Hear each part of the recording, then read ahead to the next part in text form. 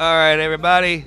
Here we are doing the open heart commentary for the Rake Investigation. My name is Mitch Laing. I was the producer on this film. I'm Toby Otero. I directed the feature you are about to see tonight. My name is Mitch Laing. I was Dr. Benjamin Martin. I'm a shapeshifter. My name is also Mitch Laing, and I was Thomas. Oh, did I not mention my nickname is Mitch? That's right. There you go. I forgot to mention that. I'm sorry. Oh, yes. It's obvious that I just do everything. Yeah. I won't comment on that fact. Hey, that's me. That was actually me on the screen just a second ago. Hey, we shared the same. You shared the same title card. Line in the credits. Hey, that's great. My title card was ahead of the director, or your title card? Yeah, you were the first name. Man, I'll take that. You usually are the first name, Ben. No wonder I like doing Keith these. Crabtree. That was the original bog monster in The Legend of Boggy Creek. Which is awesome. And he not only did he come and do a cameo, it's not like he came and did a cameo. We went to him. Yeah. Because he's a 80-year-old man, so. But he did a cameo. Cameo is in the film. He's like, you're going to have to come to me if you want this face on your movie, boys. Hey, but if you also remember, he took us to the cabin from The Legend of Boggy Creek, and that's where we filmed in front of for his scene. Which was awesome. It was a double whammy. Yeah. I would like to say that this night sucked. It rained all I'm also Mitch night Laing. long. Someone has a piece of wood from that cabin. Oh, yeah. Some of us, like a number of us, he gave us all a bunch of pieces of wood from the cabin. Oh, there's Toby. Hey, that's me. I directed the thing. My accidental directed feature, which we'll talk about later, I'm sure. And the great, amazing Marcus Allen. He's great. He's a classic, and he's in every film that I love. I would just like to say this is not sound effects. It poured down all night long. That's right. All night long.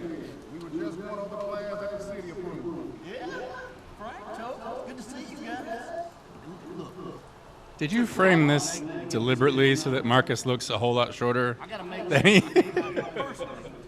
I would not like to confirm or deny that, sir.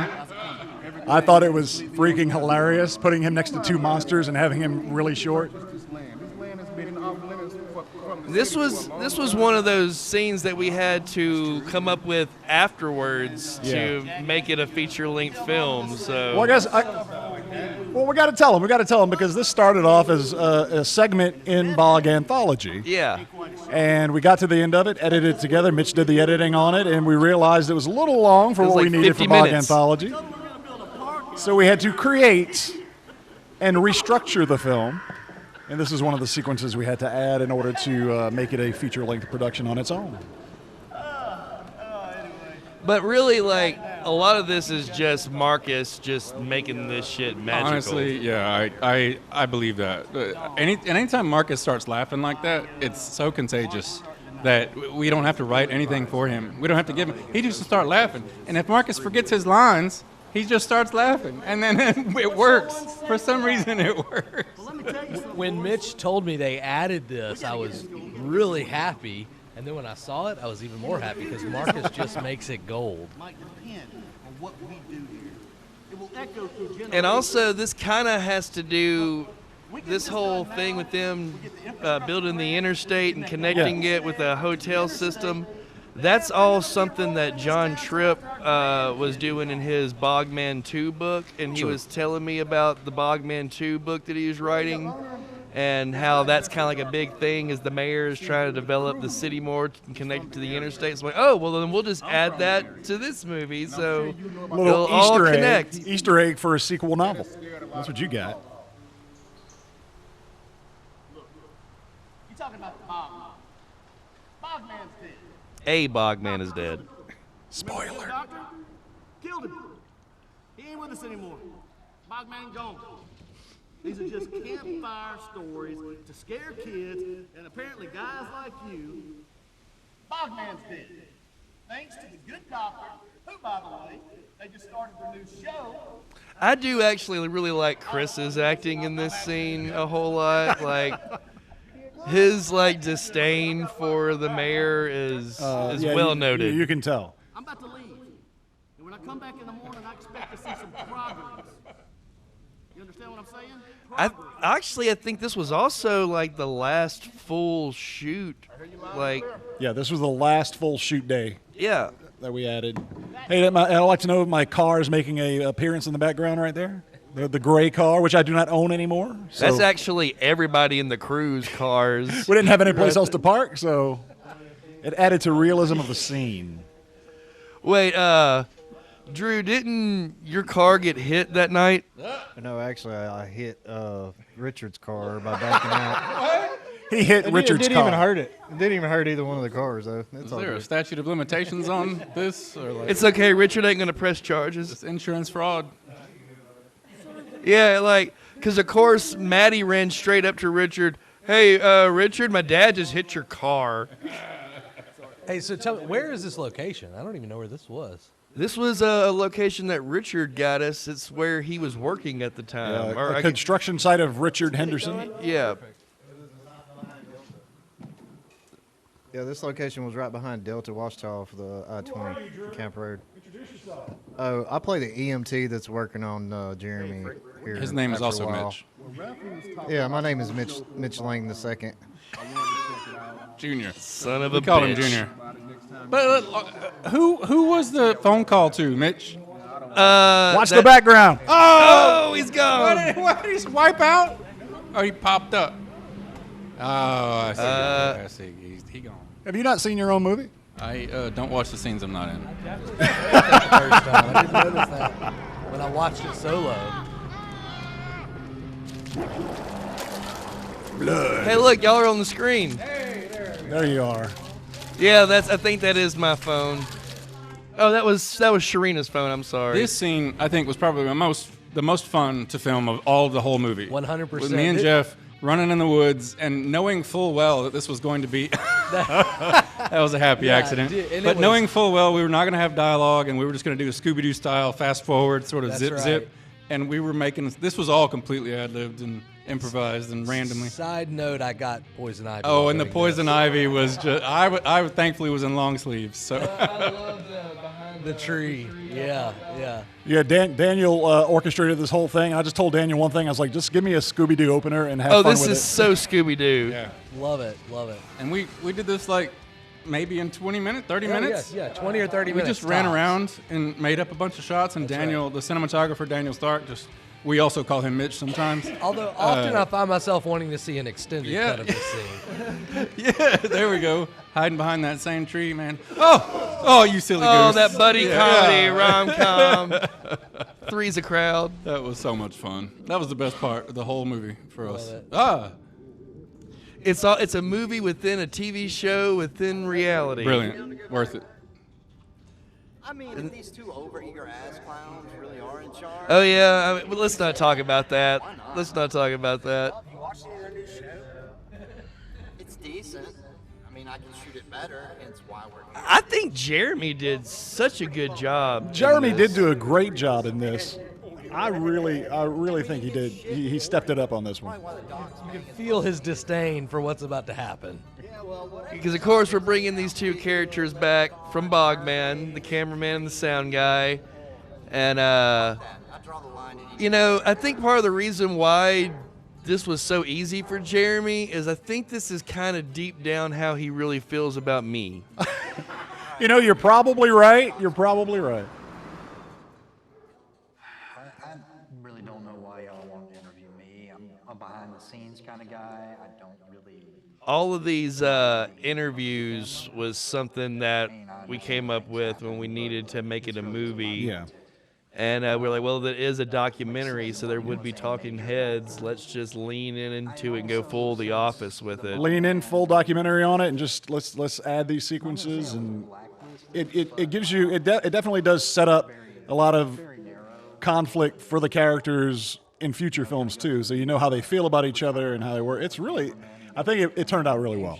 And those sequences. also, now that you're listening to this, pay attention to every time one of those rolling graphics pops up underneath someone talking, because it changes Oh, yeah. every single Through the time whole somebody comes on I screen. like that little flashback you added of the Bogman from there. That was cool. I like that you're adding the older, making it all together, or linking it all together. We needed to explain Jeremy's shoulder situation. His journey from bogman to game show host, cameraman to whoa, hero shot right in the dick.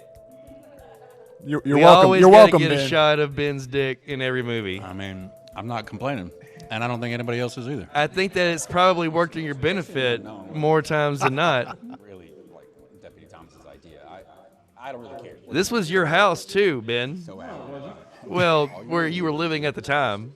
Just like in a parasite organism sort of situation. Yeah, we were supposed to do a scene with some ladies coming down behind these stairs that I kept saying, bring the girls, Ben. That's all that matters. They were too tired. They stayed upstairs. Oh. They didn't want to come down. Dr. Martin just wore them out so much. As long as it gets us where we Wait, say that into the microphone. That was the idea. Yeah, I was supposed to walk down the stairs too. And Yeah, it was supposed to be one girlfriend comes down, kisses me goodbye. Second girlfriend comes down, kisses me goodbye, and then Drew comes down and kisses me goodbye at the end. Yeah. See you next week. Okay, Christopher Thomas, former deputy. Tell me how much of this was written for you and how much of this was made up on the spot. 0% written. 100% made up on the spot. That makes two of us, brother. Like I think I had two sentences that made it into the whole scene that were written down. I had pre-thought of one thing I was going to say, and then I didn't even say it. Because in the moment, I was just going. And that was on purpose, too. Like, we on purpose didn't write anything and refused to write anything for y'all. We just wanted y'all to be the characters from what y'all remembered of shooting and just tell us what happened, because that's the only way it's going to sound you're really just watching an acting exercise in motion right now. It was fun though, because I was just sitting on the couch, and then I would riff on something or come up with something, and then I just know the magic of editing, and then you would come up with a better idea. Oh no, do that again, but say it this way, or like change this or add this in, and it was so much fun to just ad lib and make up stuff. I think the only joke setup that we kept with everybody was because we did Bobby's interview first, and we kept the Lou Ferrigno joke in with every interview. I just want to point out that the flak jacket that I'm wearing is about 2 sizes too small. Which is because it's brilliant. my little brother's. We all noticed, Jeff. I know. I just want to point it out how beautiful it looks on my red shirt and large belly. We have slightly more crew than we thought. And his little brother would not lend it out to us for the honey hole. We calling you out on this, Jeff's little brother. I don't know what your fucking name is, but I'm pretty sure it's Jopling. Yeah, that's his last name for sure. We'll leave that's- his first name out of it, but he is very protective. That's one of my that, favorite scenes, moments to do was he's here. Yeah, he's here. He's here. Here he comes. Amen. It's been years. Son of a bitch. Funniest part of the movie right there. That was an editing joke that Toby was like, hey, we really need to make sure that whenever he sees, we just do him sigh Just do and him cut sighing. away. I just want him sighing and then cut away. That's it. I will say this, Toby. Working with you, there has been so many times that you have suggested something that whenever you suggest it, I'm like, that is not the way that I would do it, but I'm going to do it. Because every single time I do it, it's always funny. So I'm like, so I'm going to do it. Collaboration. If I'm being truly honest with you, Richard's going to get himself killed one way or the other. One of the cameramen, Adam, hated me because I kept asking him, hey, you got your gyro mount for your camera? Because I had him moving and walking through the whole movie. Yeah. He's like, he hated me so much. I was like, you got it? I kept calling him, hey, don't forget it. Because one day he forgot it, and I was like, what are you doing? I made him drive back home and go get it. I was like, because this camera's going to move as much as possible. I brought my tripod. Throw that away. Get that out of here. I was like, you're not using a tripod There for this is movie. not a tripod. Except My God, look who it is. Except for the interview sequences, we got tripods. But that's the only female time. Rake has entered the room. Mitch is talking about my wife. My wife just walked in the building. She makes a cameo appearance as Rake. She makes a cameo appearance tonight as well. The Rake got sick one night, and my wife happened to be visiting set on that day, and we drug her into the movie. Richard knows how to make this. Say less, fam. Hi, I'm Dana Otero, a.k.a. Mitch. You goddamn right you are. I love that shot. I love that circling around us shot. That was that gyro that Toby. That's the gyro we're talking about. You get off that tripod right now. That's great. And that is something that Jeremy can do with his arm. Yeah. Bend it back like that. No, but Adam actually took the tripod out of his car. I grabbed it from his hand and threw it back in his trunk. I was like, nope, you're not using that today, my friend. Oh, there's Daniel. That is Daniel, one of the masterminds behind the whole production company. All right, so I got a funny story about this right here. That wasn't Daniel acting. That was him being That him. was just Daniel checking the sure. camera. That's what he does. So we went down to Lafayette to film this with Zane. Lafayette. And this was the first time that Aaron and Luke had ever worked with us. Oh, really? We were meeting them for the first time that day. So I showed up at Zane's house in the costume and in character. Yeah. And I met Aaron and Luke In as character. Richard Brooks. And these are then the people just- in the scene with you. Yeah. Yeah. And then just sat down in the chair and Just started started talking acting smack. this scene. Yeah. And like literally, like Aaron and Luke were looking at each other the whole time, like this dude's a fucking prick. And then like once we got done shooting the stuff, I went in the bathroom and took off all the shit, put on the cargo shorts, the hat, the black band T-shirt, and came out. Where the weed at? No. And they're like, "Oh, you were acting?" I'm like, "Yeah, man. Yeah. That's not who I Just am." call bro." me Daniel Day-Lewis. I stayed in character. That is not stunt whiskey. I would like to say not stunt whiskey. That is real whiskey. I'm trying to make Zane break. That's the whole point of this. Is there a manual that comes with this? Did you go to school for this stuff? I mean, it's. And you could tell by the length of this scene that Mitch is a big fan of this scene. He loves this scene so much. Hey, man, we had to make it a movie. Thank you, Logan. He had to get through all of that stunt whiskey and get it on camera. It had to be worth it. All right, I'll grab it. Man, this bullshit. What was it? That's Bullet. It's like the highest quality whiskey there is. It's Bullet. It's Bullet bourbon. It's highest quality in Mitch world. It's like something Creek whiskey, all right? You know, like It's that Bullet. way more expensive than I can afford. Tell me when, man. Fuck. God damn it. Clock. Well, Richard Brooks is just me with no filters or care for I love it though. anyone. Your little tick that you have of just yelling Clark when anything goes wrong. Yes. Like that is one of my favorite bits that you have. I need you to do that more. Like, Oh, okay, just, I Clark! got you. Anything. You trip over a rock. Clark! Judge told me he's not here. Why did I show up if y'all aren't even fucking ready? Y'all don't even know what's going on? Do you know how important my fucking time is, Logan? He does not. This is not my fucking job to do this. I am the talent on this. We're just really laying the groundwork on to explain why everybody hates him The whole so scene. much. You know, sometimes you see him disappear after 10 or 15 seconds, but it's staying there.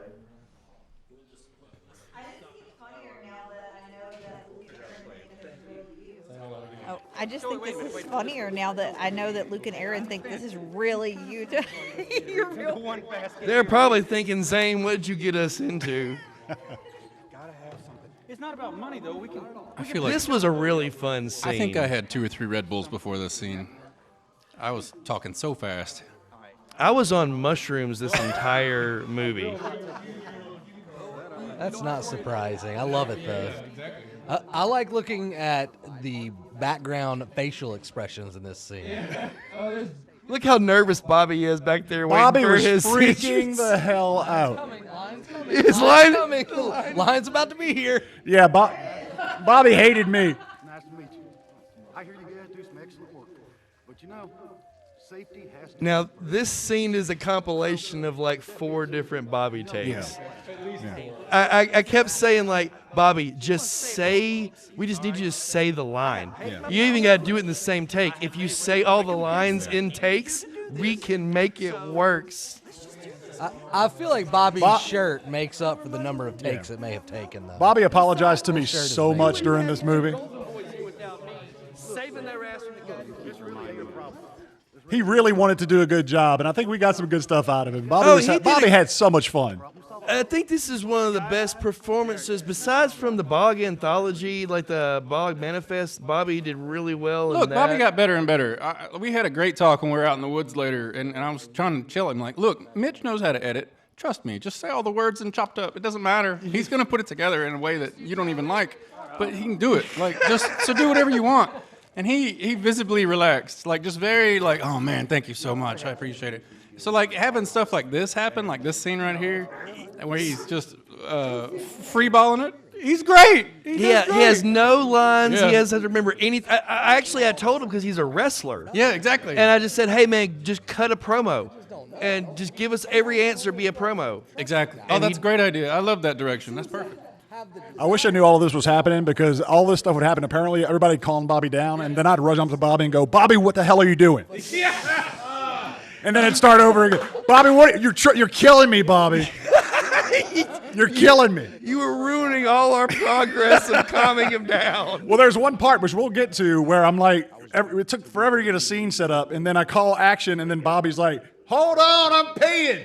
And and I'm like, what are you doing, Bobby? I also remember whenever Luke was like, we need 60 seconds of silence for the background noise on the sound. And as soon as he said action, within 15 seconds we heard a burp, and I'm so drunk. Classic Bobby.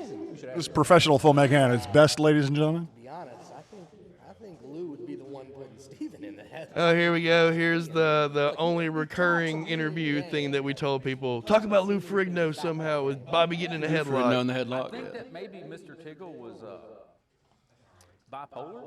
I think he might not have been supported by his parents as much as Clark. Is Richard ad-libbing all that too? Oh, everybody's ad-libbing. Nothing that's said by any of these interviews is that was when scripted. Maddie handed me vodka instead of water. That was a real reaction, I think. Yeah. Thanks a lot, Maddie. Made it into the movie. I'm also glad we got all those shots of Richard with all those guns and weapons. That's such a great background. Because that house was robbed a few weeks after we filmed this interview. That's right. Everything's gone. So all of our stuff got stolen. The Bogman costume got stolen. Our stuff, bring it back. Yeah, if you have our Bogman costume, you son of a bitch. Also, give me back my goddamn childhood comic book collection you stole that just happened to be on the side. Like, oh, jackpot. Fuck. Sorry. Wow. So, yes, in a second when I come out of the van and we're coming up and Bobby's coming up to do that shot where it's me, you, and Jeff standing there, and he comes up and he's yelling at us. Yeah. And that's the scene that Toby was just talking about, that we couldn't get him to just say the dang line. And he would make up something random. This was one of my favorite scenes. Oh, this is the best scene. This is fantastic. So it's 2 p.m. in the afternoon, 3 p.m. It's probably 117 degrees outside. Easy. We are locked in a van with all the windows closed, no ventilation whatsoever. Mitch is already drunk at this point. No, I couldn't get drunk. It was too hot to get drunk. Regardless, you were sweating too much to get drunk, right? Yeah. So I'm in the middle of this scene with this long description going on, right? And I'm nailing it. I'm like, okay, I know they can do this. I look over, I see you for a second, and I'm like, you are not going to ruin this take. And I just pulled it right out of your hand. And I was like, I don't need him drunk right now. I need to be able to finish the scene because I have so many dialogue lines, and I need to say them all right now. And then that second beer. Pulls out another one, and I just no look pass, man. I just took it right out of his hand. And now Mitch is like, all right, it's a gag. Let's go. Yeah. Yep. And then we go for number 3. Because everybody's beers that they had been drinking was sat down right there. This was not planned. There was just a whole bunch of beers. It was right after a lunch break. We were filming this right after a lunch break. And then so all the beer was right there. And then Daniel was the cinematographer, is laying on the floor filming all this from his angle. And then it's the only time I've ever seen Daniel after a take lose it. Yeah. He just cracked it. He was so proud of himself for not shaking the camera. I thought he was going to break the whole scene. I thought he was going to break. And then Zane and I think Jeff were sitting right behind me, and they were trying not to laugh, and like, because we didn't do that, but one time. That was one time we did that with me taking that out of your hand. Luckily, I had no lines in that scene, so I could just sort of observe and try to keep it. And I'm just handing you a random beer for no reason. So here's Mr. Keith Crabtree from The Legend of Boggy Creek, and we are at the cabin where the sisters were attacked in The Legend of Boggy Creek. Horror mockumentary legend, Keith Crabtree. I mean, this is like 2 bucket list items for me. That's cool. I've said this a lot. For me, like making friends with Keith Crabtree was like being a fan of the 1989 Batman movie and making friends with Michael Keaton. Logan, what the fuck? Are you in focus? How I look? We good? That's a joke for Daniel because his shots are sometimes out of focus. We gotta make it worth it for him, right? All right. It's gonna be all Richard all the time. This is the time to shine. This is the first time Dakota was working with you, and he was thinking that you were really like this too, and so it was kind of like Luke and Aaron. It was kind of funny. Well, because whenever I turn on Richard Brooks on set, especially whenever I'm on mushrooms, I just don't really turn him off.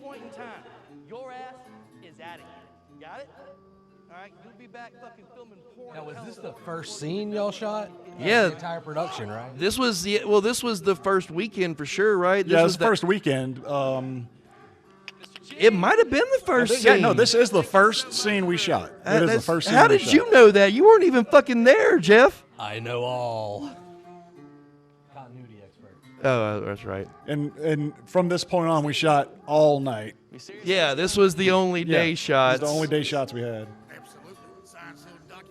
The truth of the matter is, I actually really wanted to be here for this. And there was something, I was like on the fence and something was happening, and I ended up not being able to make it. But I wanted to be here just because of where it was. And I think you were originally in the scene. I think actually you were supposed to be interviewing him. Right. Yeah, that's right. And then you couldn't come, so I'm like, well, this is just going to be a moment for Richard Brooks to hog the spotlight. Yeah. Needless to say, it had to get rewritten by some people in this room. I actually remember, us sitting down, at the campsite the night before, me, you, Daniel, and Richard with the scripts and beer. And like I said, once again, this first weekend especially, I did 8 grams of mushrooms the whole weekend.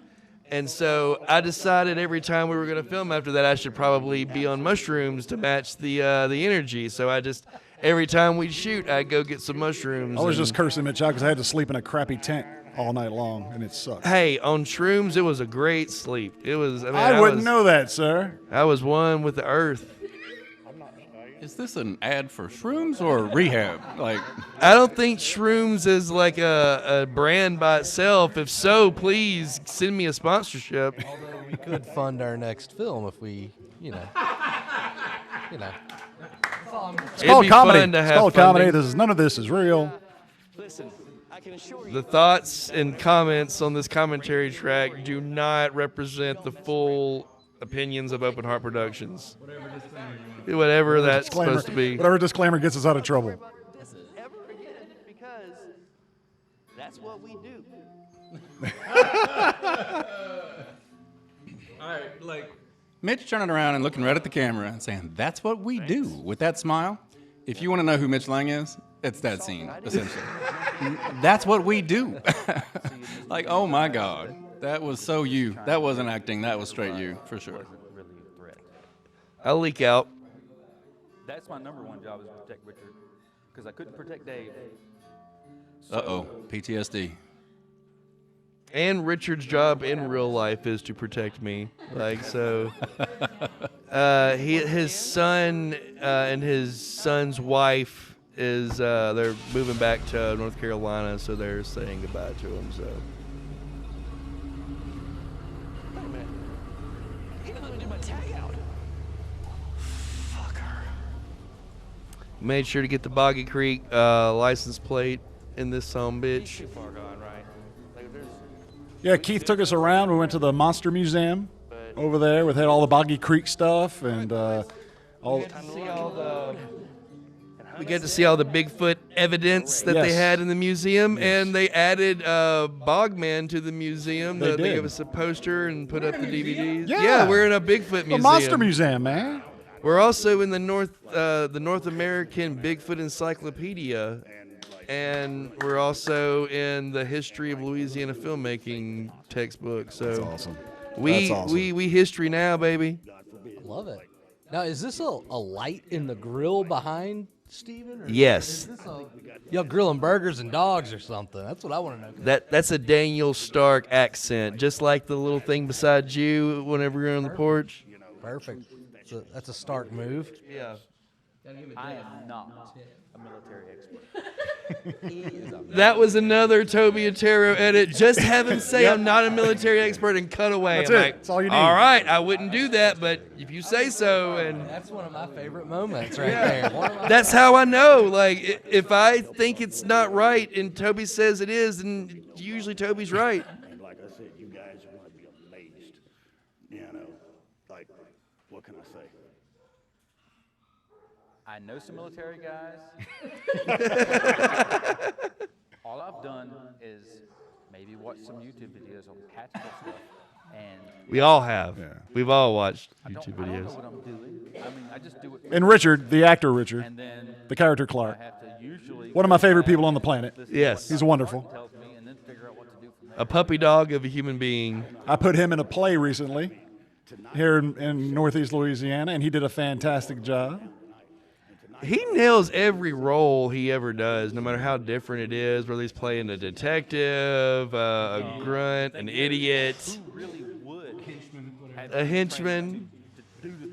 But he can also be an action star, you know, like. Had military training, and look what happened to them.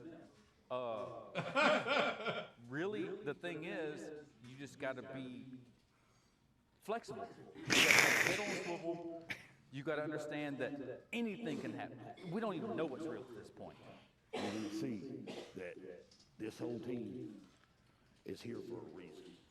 And not just to entertain you guys, but to show that when you go out in the woods or you go like somewhere where... Legend of Deep South Wrestling right there, doing his thing.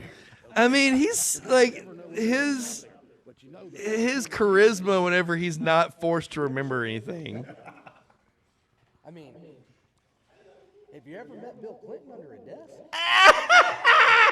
That is my favorite. That's my claim to fame in this movie. That line right there, that ad lib. I die. Raised in the 90s is your... Every time I hear you say it, I laugh out loud. It's so good. Lost my mind when I first heard you say that. Now, this ain't Night of the Living Dead, but that's what it feels like sometimes.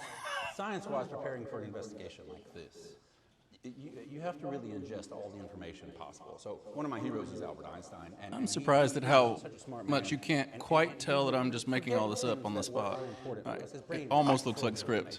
All y'all, man. Yeah. I would just like to say, as a credited screenwriter, all of this was written, and they're faking right now, saying it was all made up. That's right. You're right. You're right. That's It's beautifully written script. That's right. I applaud it. Me and Toby sat down painstakingly Extremely and authentic mashed dialogue out all of this dialogue. Authentic. Had the editing notes printed out beforehand, right? Yeah. Okay.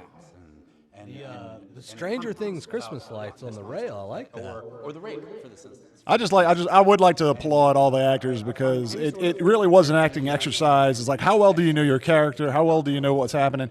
And they really shined with all these sequences. I was very impressed with what they came up with and how they laid it all out.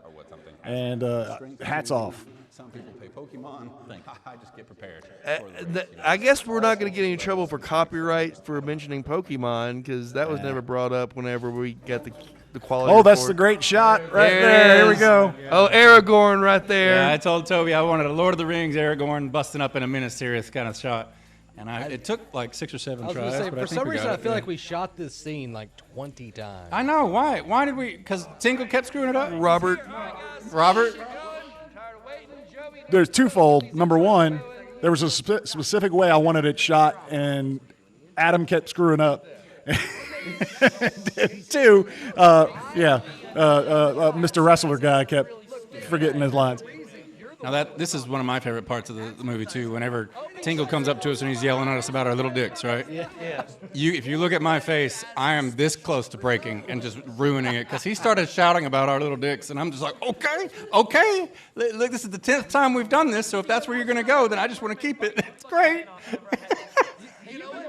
This was one of my favorite acting scenes to do. I just love arguing with Jeff. I loved it. It got better and better. I would just like to point out that the little dick scene was the one line that wasn't written, but it was the only line he could remember. Yeah.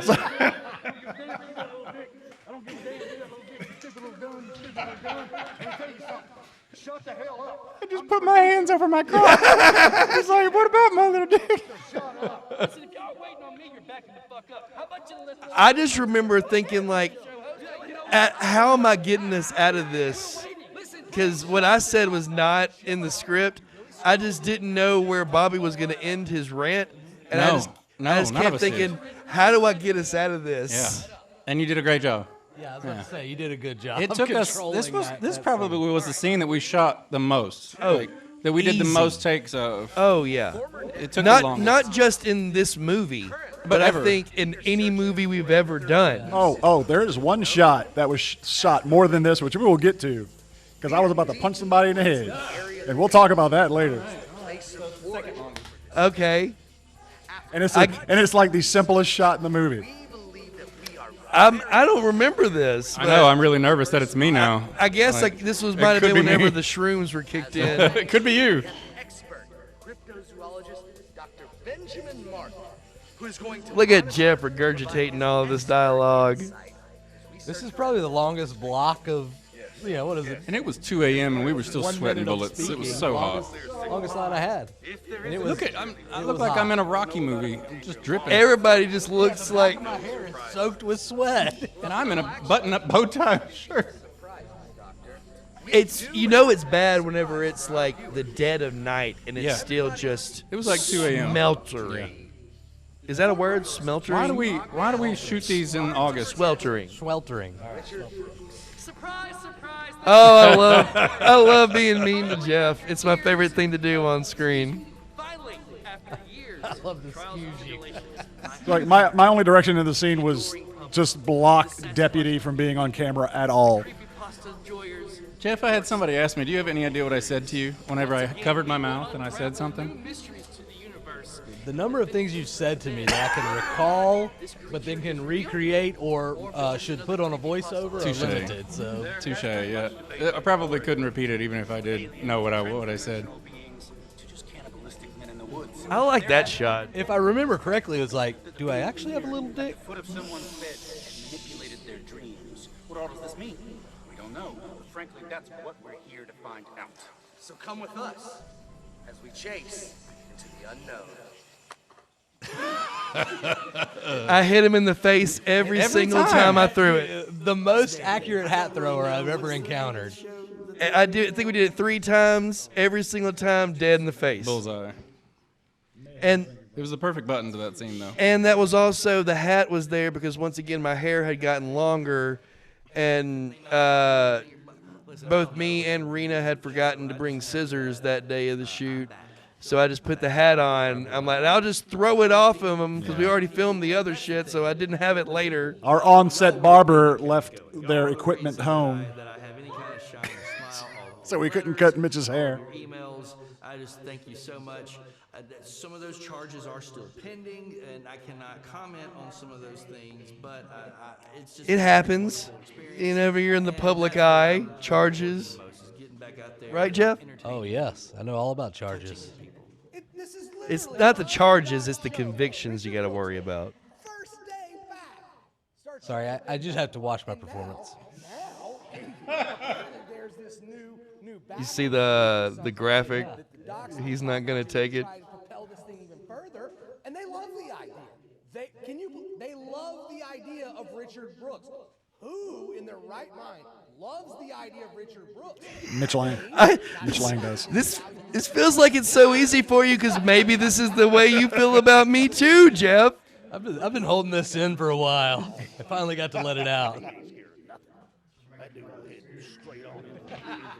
Jeff just wants his own movie. He wants to star in it Scooter himself. and wheels.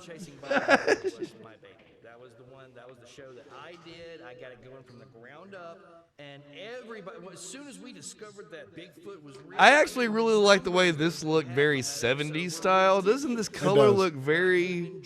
And I also like that we went with the white film, like in Bogman and Sea of Madness, it was like black speckles and lines and cuts.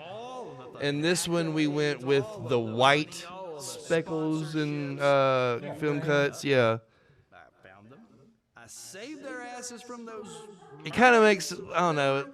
I don't know. I just like it more. That got me in the good graces. Now, yes, technically, after Clark shot the gun, and technically, yes, we did leave them there, but we did send the Coast Guard back to come and Look at those piercing blue eyes that Richard Brooks has. I was not okay with us leaving them. I don't understand why we didn't just put. Reluctant boat pilot. Richard wanted to have his way. One of the best days of my life that day. You're welcome, Mitch. Cut to Richard in his prime. That whole boat sequence, not a fan of, Ben is not a fan of that sequence, but. He was a fan of the day that we were there. That was my fault. I'm sorry, Ben. We're not going to go how ignorant I was. He called the only I got ignorant. that can somehow. That happens sometimes.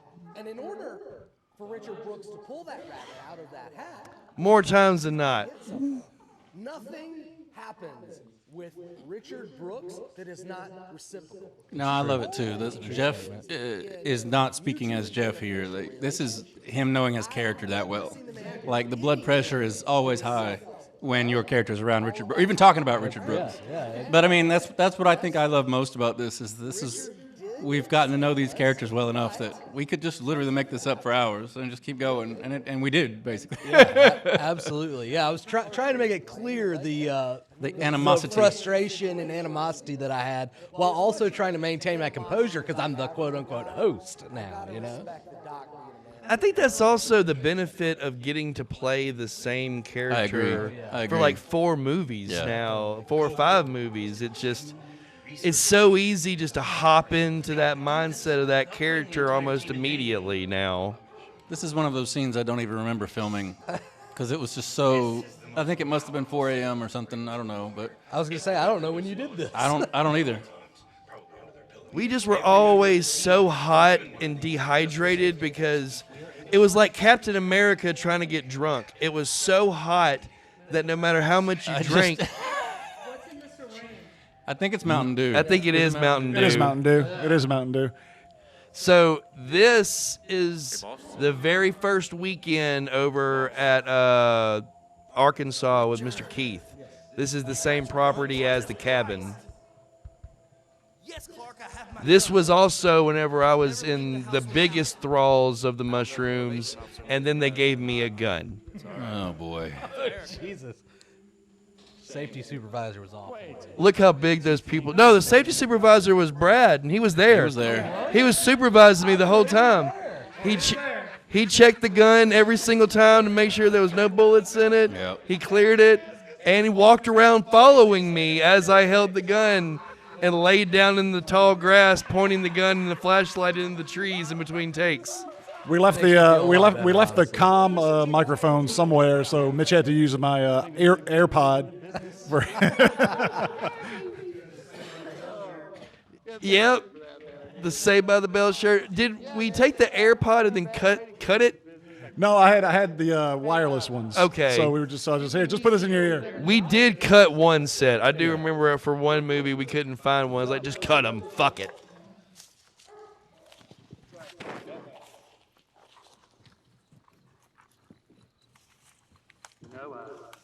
I hope that opposite party fight had the good sense to be armed. Really hate for something bad to happen to him. I love that delivery. And then I love that it cut straight to you. Guys, be quiet. You never know what's in these woods. Trust me, I know from experience.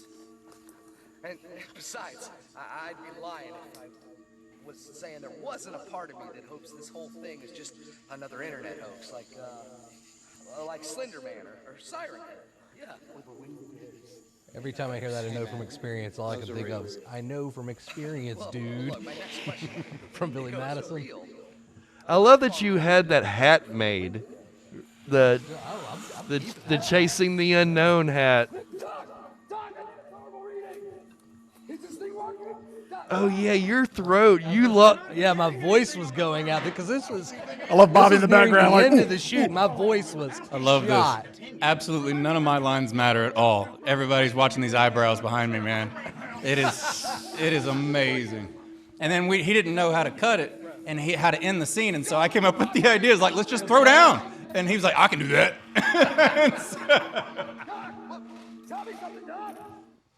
Well, you know, I've been involved in investigations in similar environments, but at that time, I was in law enforcement. I was coming from a law enforcement background. I don't even remember what question was prompted to you to say this stuff. It just was going on and going on. There's no telling what the question was.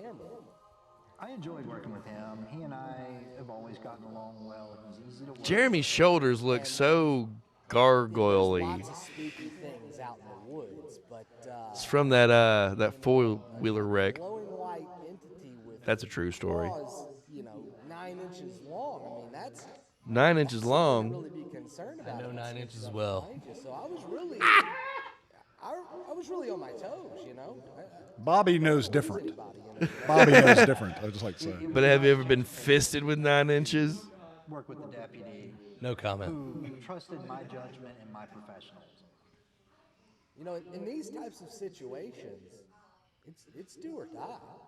I also liked your wardrobe choice here, Jeff. Like, I felt it was appropriate. I felt that it was appropriate. Also, it was cold when we shot this, so I had to figure out a way to make it look like kind of relaxed, but also trying to be off-location host wardrobe. it's almost like the reverse Marty McFly of color. I didn't even notice that till you just said it now. That is a vintage vest. It was my father's.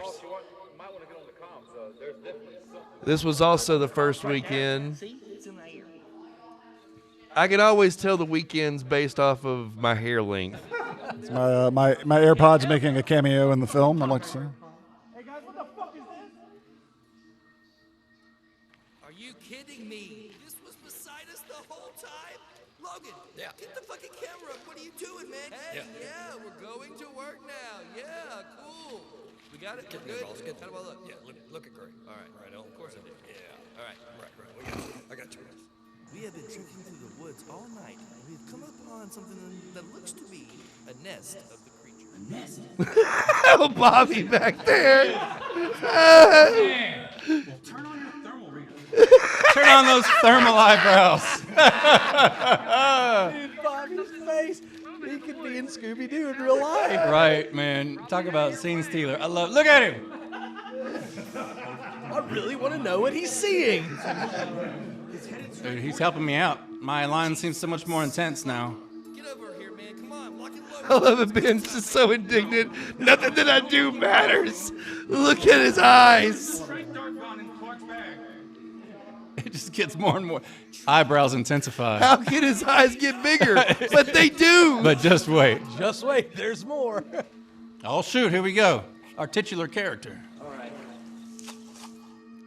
Richard, I swear to God. Swear to me. Swear to me. Richard, I need that extra gun. You need what? Ooh, stickety slack. He gone. He gone. Covered in blood once again. Once again, it's another recurring joke. I have to be covered in blood. It's more of a recurring fetish at this point. Is it a joke? We don't know. I remember this scene well. This is like where 4 people fell in the hole. Like even a random dog just came along and fell in the hole too. Like yeah. They dug a big hole with a backhoe and like covered up with a tarp and put leaves over it. And almost everybody fell in that hole. Yeah. Because we had to dig a hole to put the body in and the head in, and we all knew the hole was there, and we kept falling in it. The most shot scene of the movie, right there. That is it. Was that is it? Him swinging the boom. He couldn't figure out how to swing it and hit the rake, and we had to do it 32 times. Oh my God! I love this shot. Yeah. Oh yeah, our drone shot. He had to do the shot 32 times, and then he wound up breaking the boom. He did. And then we had to tape the broom up and do it again and actually get the shot.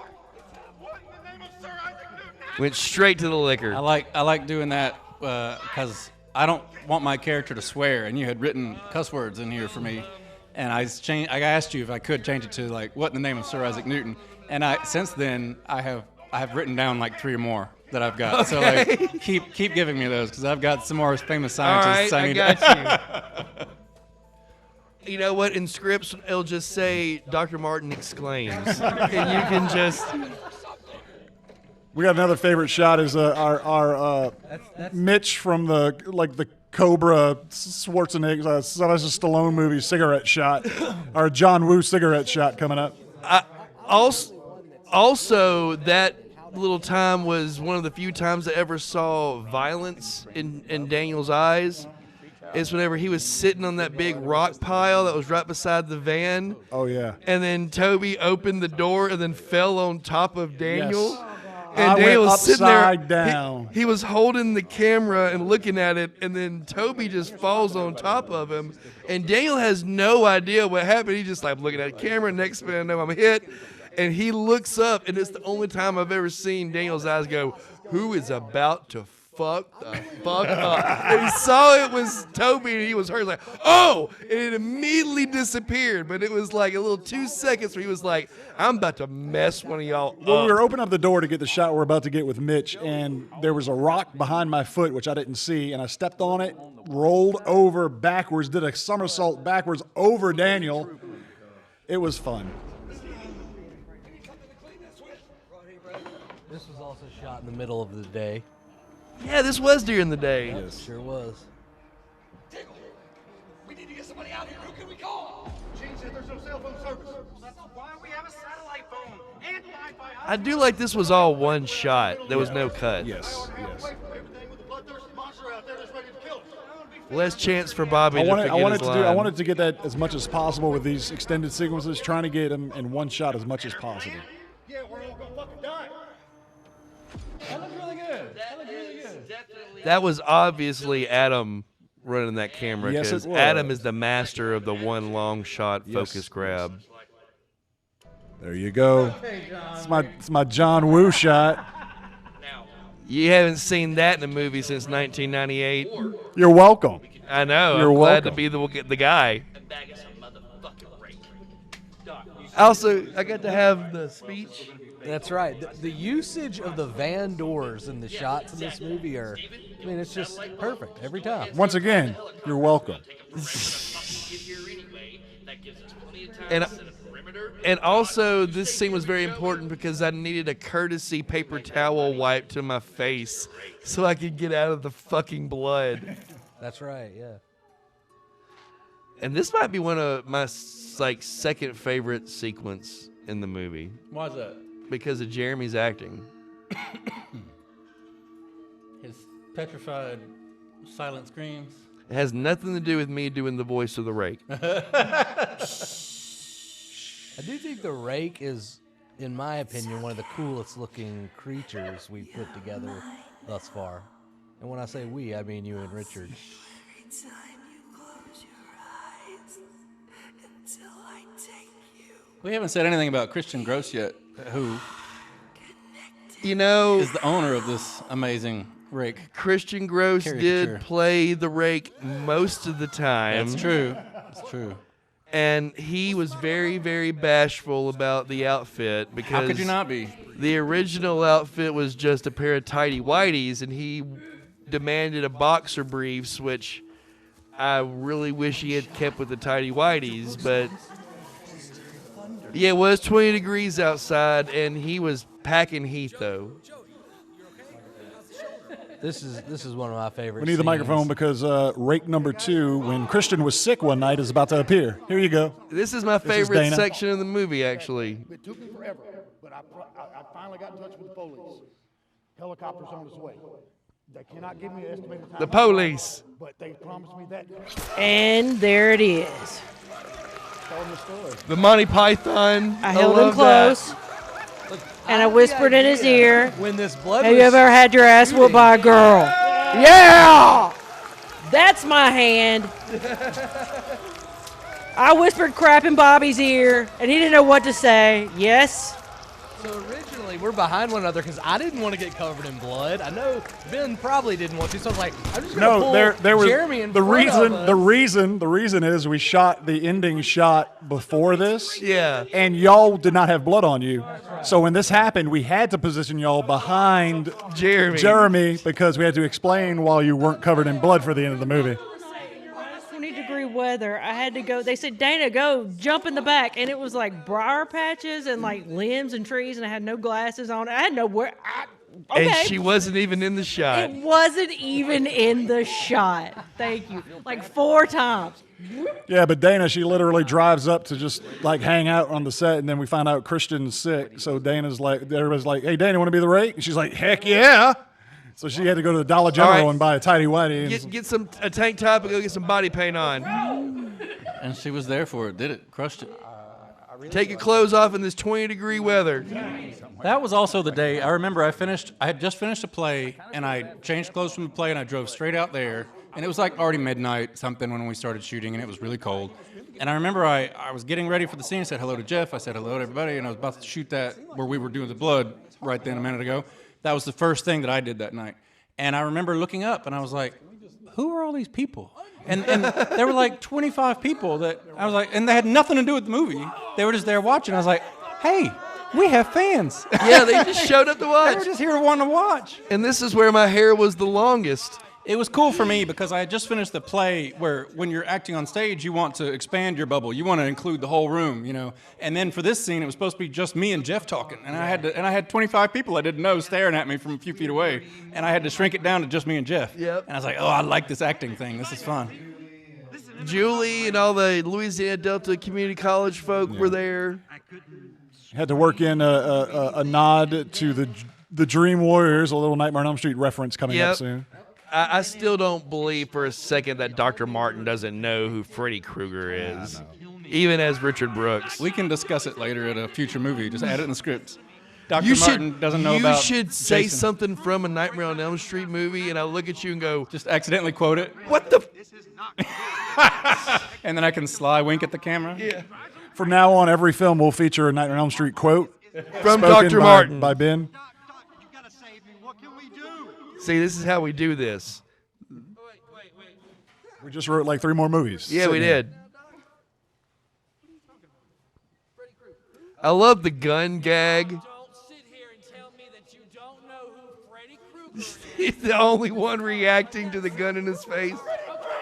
To be fair, we shot that about 8 times, Yeah, and I was like about to say we shot this. you a were lot. waving that gun constantly, and we were all reacting. Ah!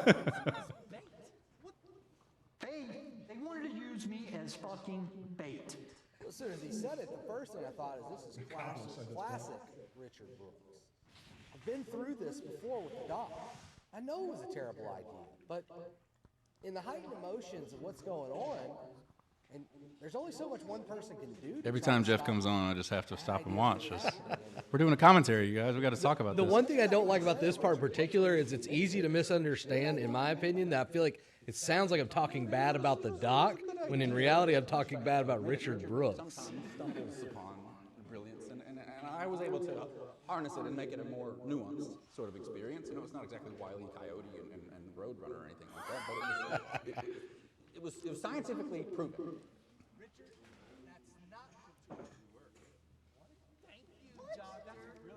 That was Ben's idea to deliver that in that method. I remember. What was that? For you to cut me off with that delivery. Oh, yeah. Missing reel. Every time. Classic Mitch Lang. Did you steal that from something, Mitch? Or is that something you always wanted to do? I stole it from a lot of those 70s grindhouse type movies that had missing reels. Nice. And then, of course, whenever Tarantino and Rodriguez did they also added that in, the missing reel. So it's your Tarantino homage and grindhouse homage? It started out that way, and now it's just a really easy like cheat code to get past a part in the story without having to show the audience what happened. Gotcha. So I don't want to show all this. You don't have to tell everybody that, but you just did, so it's fine. Sorry, but I tried. Compared to Tarantino. All right. I'll take it. To be clear, the comparison was only because of the 9 or 10 movie thing. When Richard called him out to be the bait, I wouldn't want to be in his position because he was left out there injured. I feel so bad because he got the same shoulder attacked again. That dude's going to have some long-term issues to deal with. So I got in the van, and Joey decided... You're a possible sociopath, so you know. Be bait. And I wasn't gonna argue, 'cause I'm just a scientist. So, I mean, I leave that to the weapons expert. I leave that to... Now, coming up here, this was another... this was a Toby-specific directions. Like, he wanted the time-lapse. Oh, one of the time-lapses. They're about... Yeah. Of us all sitting there searching. Mm-hmm. But what was fun about that is we got to kind of like make up different positions and things that we could do. When I heard it, I was annoyed, but seeing it, I'm like, okay, that was a good idea. Takes time. And then I totally ripped off one shot, which we'll get to eventually. But isn't that what we always do? No, that's what all it is. I love you get to see the beer pile up beside me as each take happens. Yeah, I just kept seeing Deputy's face, just like his eyes roll every time. Okay, now we're going to do another position. And he's like, gosh, damn, not again. I felt like it took about 400 takes, but in reality, it was probably like 8 or 10 at the most. Literally, every shot is a take, and that's all we did. We did one take of each one. I also, Zach, the guy that played Stevie, anytime that he was not on set acting, he was up at Richard's house asleep in that heat. He just laid down on the couch in that heat and just went to sleep. Look how wet my hair is. That is from like I stopped washing my hair before coming to set. I normally wash my hair every single time before coming to set. I just stopped caring. There's no point in me washing my hair because it's going to be soaking wet within the first 10 minutes of me being there. It is wild. We've talked about being in 115 degrees and then 20 degrees. Like, where do we live? That's a consistent thing in the movies we shoot, though, is one period it's going to be over 100 degrees and another period it's going to be below 40. Yeah. That's Louisiana, baby. Yeah. And that's the same weekend. Yeah.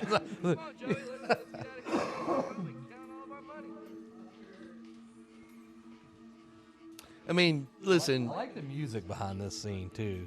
That was, this is Luke. Luke Walker did this music. Yeah, I do dig the music. Definitely props to Luke on that. That's good stuff.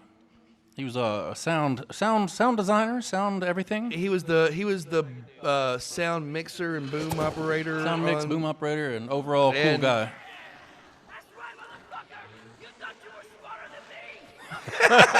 Here comes the rage.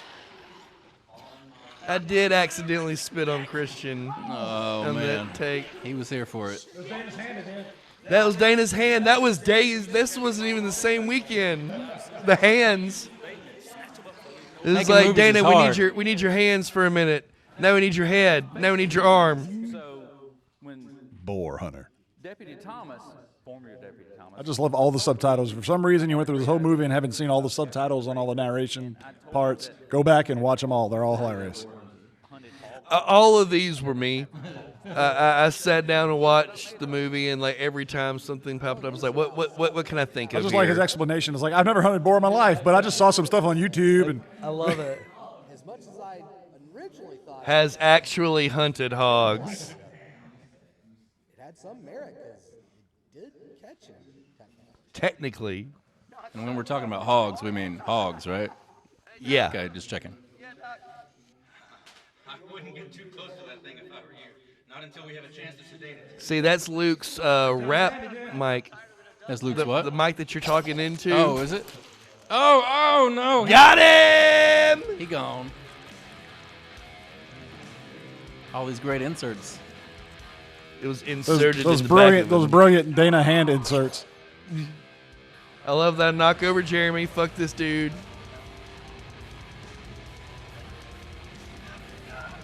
Is there another Scooby-Doo sequence?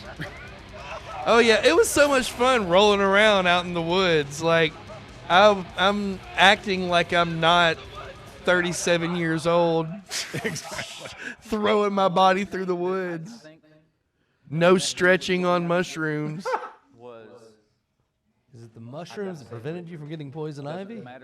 No, I'm just not you know where allergic this is to going. it, and I'm not a pussy. So, It's like, no, he's not there. I'll Oh, own that he's one. not there. Oh, where? Oh, no. I don't catch poison ivy. Poison ivy catches Mitch Lang. There you go. There's your other ripped off shot. That was the creep show shot. Creep show shot, Dario Argento deep red shot. That's been used in so many movies, and it just worked. Good thing he stabbed him with that Mountain Hey, Dew. wait. Here, there's Drew, the back of his head. Yep, that's my first acting scene ever, being an EMT working on Mr. Joey there. Professional. I can say you were really pointing that flashlight directly at the wound. Yes. Yes, somebody kept telling me over and over. It's like whenever you're working on an engine with your dad. Hold the flashlight. And we shot this ending sequence earlier in the process, so the reason, like we talked about earlier, both the two stars didn't have blood on them, so we're like, and then we thought about that after the fact, and we're like, oh crap. So that's why we had to put y'all behind Jeremy. You can spoil it. This is the commentary. Yeah, but it hasn't happened yet. Anyway, when we deliver, when the surprise person shows up, it was my idea for how we delivered it. It's one of my proudest things, because I love it. I just to let you know, both you and Toby had the same idea. And that's how another reason how I knew that it's like, all right, I need to do this. Which one? What happened? I missed it. Rafferty. Yeah. Y'all both had the same idea. Yeah. That's a Rocky Horror Picture Show thing. He just made a mistake. The member of the crew with a heart. Life. I mean, I don't know. Yeah, Tiggle lost his heart. Whatsoever. I was just brains of the operation. No, absolutely, just brains. That was a very legal description. Not the brains of the operation, just the brains. And that, Jeff, is what we call evidence. But I'm not the brain, so. Stevie was good at his craft. But you do have the law enforcement connection. I can cover it up very well. So he's got the heart. So this is a 10-man. I'm the scarecrow. We got our cowardly lion, Mitch Lang, over there. This is really just a Wizard of Oz ripoff. I am the cowardly lion. This is really just a Wizard of Oz ripoff.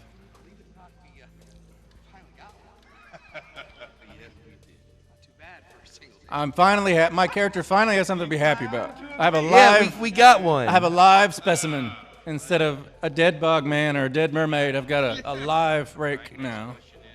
Yeah, you can tell this was the second week. The first weekend was in Arkansas with Mr. Keith. That was 2 days. The second shoot was 4 days in August in the triple degree weather, and then the third shoot was in the middle of October whenever it was cold, and all the interviews were done in December when it was even colder. So this was definitely the second shoot, the hot weekend. Once again, I can tell from how everybody is drenched and my haircut.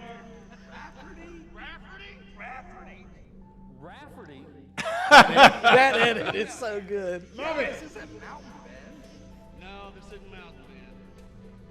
Oh, Mr. Larry Schultz and the two guys from the Third Coast podcast are the goons. Finally had something, a live specimen. Live captured specimen. That I would have absolute proof that no one could deny. That everybody's I'm going to break your little pea-picking science heart. Everybody's argued about the I do like my Stranger Things lights back there. I've been communicating with the undead probably or something like Yeah. that. specimen that no one could have disputed. And your surround sound system behind you. That's to pick up the EFPs, you know. That's right. From the government, yeah, right. They look like they stepped out of a Hawaii 5-0 set or something. Mr. Larry Schultz was an actor in Hawaii 5-0, Magnum PI, Lilo.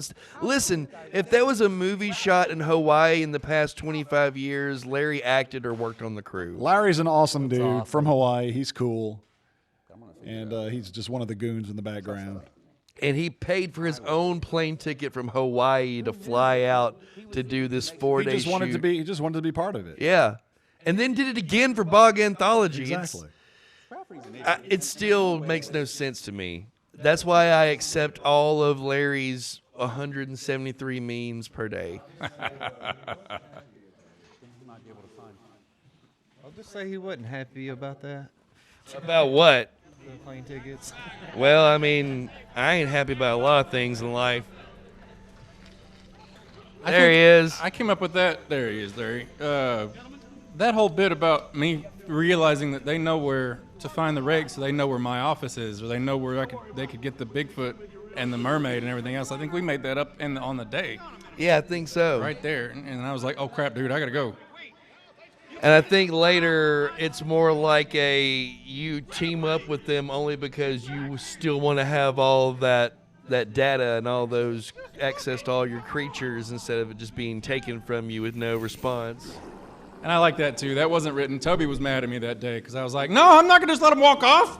I got to chase after the van, the rake. And then Toby was like, all right, Benjamin, you can have another shot. Go ahead. Go ahead. And we once again had to put Christian in black feet, black hands, and black face. This was post-stolen. Oh, yeah, the Bogman costume was stolen at this point. All we had was a mask. We had a mask, and we had like one strip of fur that we wrapped around a mask his and a neck. dream. That's how we made this movie, a mask and a dream. Yeah. Yep. He does because look very everything, all the old props got stolen, so we had to work with what we had. Ended on a bad note, guys. No, because we succeeded. We're Rumpelstiltskin, man. We take shit and spin gold from it. We take spare parts in a cave and build arc reactors. Dana, fake Jim? That is a Evil Dead reference. That's what they call an Evil Dead. Anybody that played a hand or a leg or a body part, they were called fake shims. But yes, this was. Yeah. This was a joy. Yes, yes. It's a funny show. Alex, who? No. He's alive. Alex Housewright Sr. is alive. I also want to give Kyle Simpson a shout out because he's the guy that wrote this music piece right here of the Rake Investigation theme. It's very cool. And David Hank right there ran camera, and now he's a star now. He's stepped out. That's true. Coda, Key Grip. Greg Stover has been the second assistant cameraman on every movie we have ever done. He's fantastic. Now, second assistant cameraman, for folks y'all don't know, that doesn't mean he runs camera. That means he runs the clapper, the little thing that lets And he you does know it brilliantly. He does it brilliantly. Yeah, he's only like done it really loud in my face once. Miss Jeanette Netherland, makeup and special effect. Bree. Ash. One of the things I was telling somebody just yesterday, I believe, was talking about the difference between movies and theater. And I said, I love working on films because everyone involved, every single one of these people that were just listed in these credits, are all very passionate about what they do. They love what they do. The second assistant cameraman loves what he does. And it's so much fun to be around people that are ultra passionate about it. And that's my favorite part about making all of these with you guys is honestly just being around people that are very artistic, very talented, and very passionate about it. And, you know, like Bree, if she could get paid to do makeup for the rest of her life and that's all she does, that's what she wants. It's great. Yeah. And I could say that with almost everybody that was just listed. Like if they could do this and get paid for it and just do that one thing, that would be the best thing ever. And I want to be around people who love that much. And it really makes me, that's the greatest joy that I take away from doing all of these, is how happy I am around these great people. Yeah, and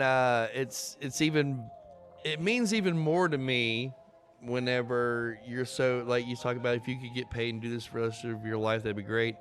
Like, we're still doing it, and we're not really getting paid to do it. And I mean, very true. Very true. Yes, that's right. Paid in happiness. We get paid in immortality. Well, that was the Rake Investigation. Thank y'all so much. Enjoy. Thanks for watching.